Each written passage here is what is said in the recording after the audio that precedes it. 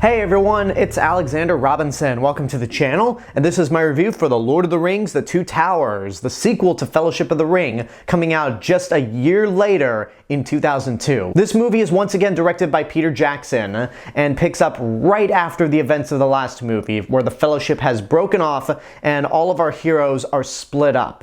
Frodo and Samwise continue their journey towards Mount Doom in Mordor, where they are soon accompanied by the original owner of the ring, Gollum. Meanwhile, the two other hobbits, Merry and Pippin, are kidnapped by a bunch of orcs that were originally going to take them to Isengard, where Saruman is, but the orcs are soon killed by a giant tree herder named Treebeard, who befriends the two hobbits. Meanwhile, Aragorn, Legolas, and Gimli find themselves at the Kingdom of Rohan, where they are accompanied by Gandalf the White as they try to liberate the king from one of Saruman's agents, Wormtongue, and this results in a giant battle at Helm's Deep to pretty much dispose of Saruman's forces. When I set out to review the Lord of the Rings trilogy, I'd mentioned that I'd never watched the extended cuts. I want to re-elaborate on that because I have watched the first half of the Fellowship of the Ring extended cut, and as for the Two Towers, I have seen the entirety of this extended version at a friend's place. And now that these two movies are fresh in my mind, I think I might be leaning more towards the Two Towers as my favorite of the Lord of the Rings trilogy. First of all, everything that was good about Fellowship of the Ring is still just as good in the Two Towers, but here's the main reason why I feel like this is the superior movie. It's better paced. Because our characters are split off, the movie does an excellent job at bouncing between all these stories. As soon as you feel like you've got enough of one story, you hop over to the next one, and then the next one when you feel like you're done with that previous story. It's basically like watching Game of Thrones, where you bounce flawlessly between all these stories, except you know for this series it's not going to end in a disappointing manner. Sorry, I had to get that jab in there, but moving on with Lord of the Rings. Everything else, again, that was good about the last movie is still good in this one.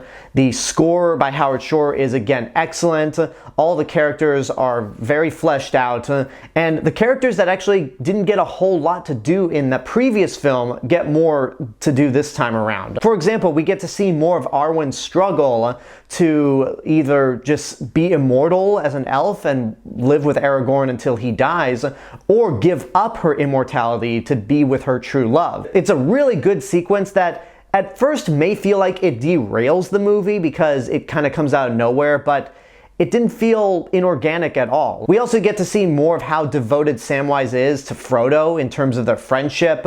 When Gollum comes into the picture, Samwise is very cautious about trusting this guy, but Frodo is just willing to give him a chance as much as Samwise is like, yeah, I don't trust him. He's going to stab us in the back at some point. And again, their friendship would continue to grow once we get into Return of the King. Legolas and Gimli are still just as cool as ever, and this time you get to see them be more competitive in a friendly manner, especially when you get to the Battle of Helm's Deep, although I'm not the biggest fan of making Gimli comic relief. He just seems like the butt of a lot of jokes, and there are plenty of moments where he's falling, he's just being dwarf tossed, almost like the movie's going, haha, look at the dwarfs, they're funny. It got old after a while. Gimli's still a cool character, but there are a few too comedic moments with him. As for the new characters, there are two that really stick out to me in terms of great characters. The first is Éowyn, the niece of the King of Rohan, and she is a great character in the sense that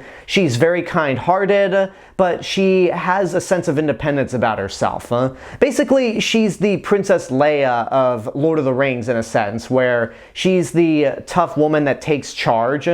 But then again, considering when Lord of the Rings was written, Éowyn came first. And we get to see a few cute moments between her and Aragorn. There's one moment in particular where she feeds him soup, and he is just so desperately trying to be polite that he's like, it's good. And when she turns around, he tries dumping the soup, and then when she turns around again to ask him a question, he's like, oh, never mind, and the soup spills all over his hand, and it's boiling hot.